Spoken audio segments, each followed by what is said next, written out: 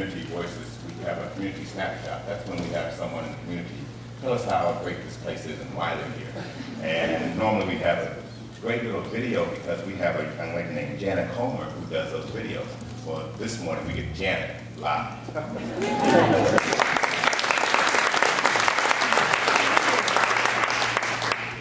I am Janet Kollmeier, and I've been coming to the center since 2004. Michael Gott was my introduction to the music, to the new thought, music, lyrics, the eloquence of those chants. I just loved them, and I've never heard them before. And I wanted to sing again. I hadn't sung in a long time, and Michael helped me overcome my fears. So I came here, I sang a little. Then my job got really intense, and I got a boyfriend, so I disappeared for a year. And I came back in 2006. Now, when I came back, Michael and Lainey gave me a chance to sing on Sundays, and I took it, and I ran with it.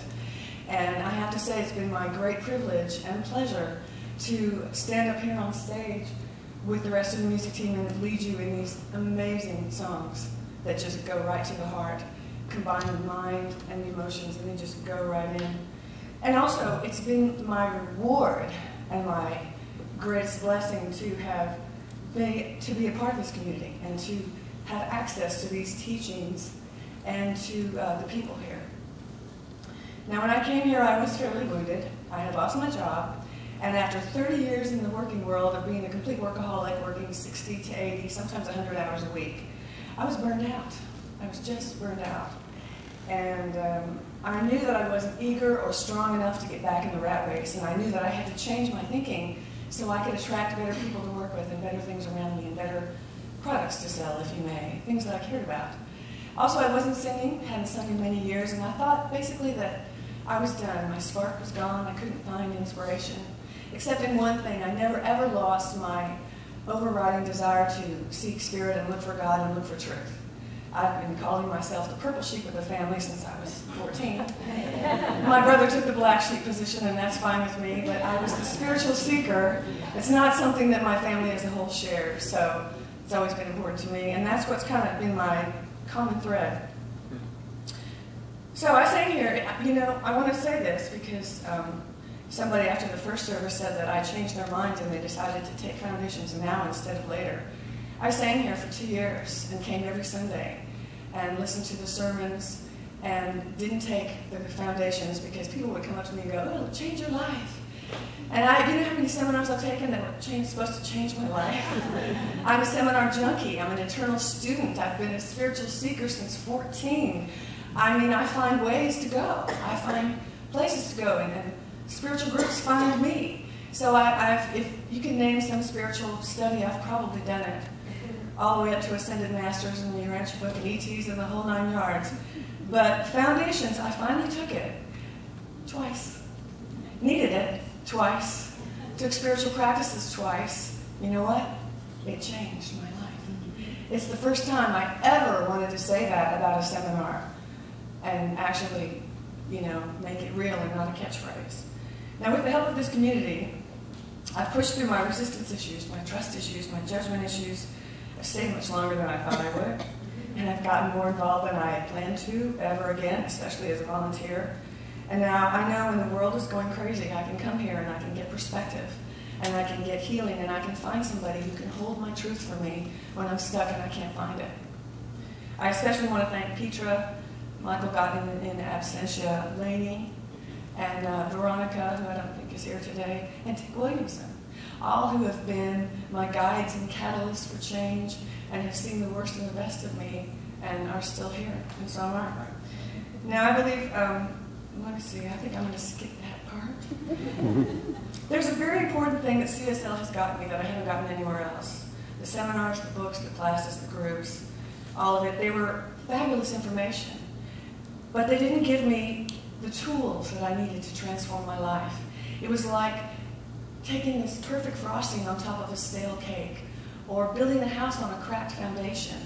All the good information in the world isn't going to help if you can't fix the programming you got, the family issues, the mother-daddy issues, all the stuff you've accumulated. If you just keep throwing good info on top of that, it doesn't really change. And you can take self-help seminars and you can take spiritual seminars, of which I did both. But this is the first one I found that connected the two in a way that brought God into transformation, that brought God into co-creation, and really, I was in alignment with the view of God, and I was in alignment with the view of how I wanted to change, and this place really kind of brought it home for me. And I watched other people, too, over time change. And I have to say, in 2011, I shot the community snapshots that you've seen, and we're going to do another round, by the way, so I hope you'll queue up. And as I shot these things, you know, what, a year ago now or more, I was listening to these people, some that I knew, some that I didn't know well, and they're telling their stories, and they're just like, they're amazing people. I was blown away. Different paths, different backgrounds, different histories, different uses of the tools, but they got results, and they had transformations, and they were able to speak about it in just this rock-solid way that you believed it. And I felt like God was tapping on my head going, how much information do you need before you start really doing this yourself? What's it going to take to get you to start applying it? Do you see now that it's not just theory, it's not just a book, it's not something you'll do later. You've got to start doing it. So I was motivated, and I did. Started opening up to people, getting help when I needed it.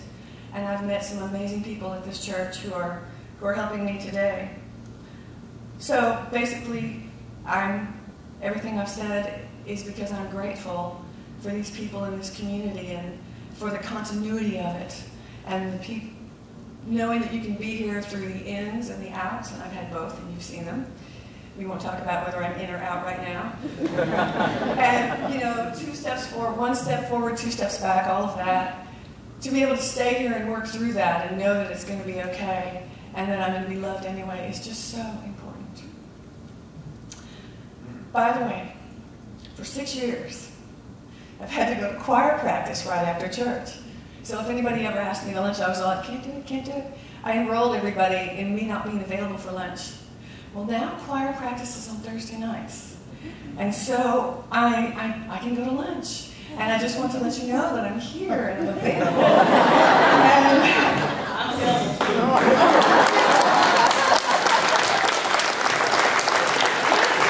talking about every Sunday, and I'm a public speaker, I'm a singer, but I'm a little shy one-on-one, and I am a little reluctant to reach out, and I know that. So I'm just putting it out there, an invitation. Ask me to lunch, and as God says yes to everything, I will say yes.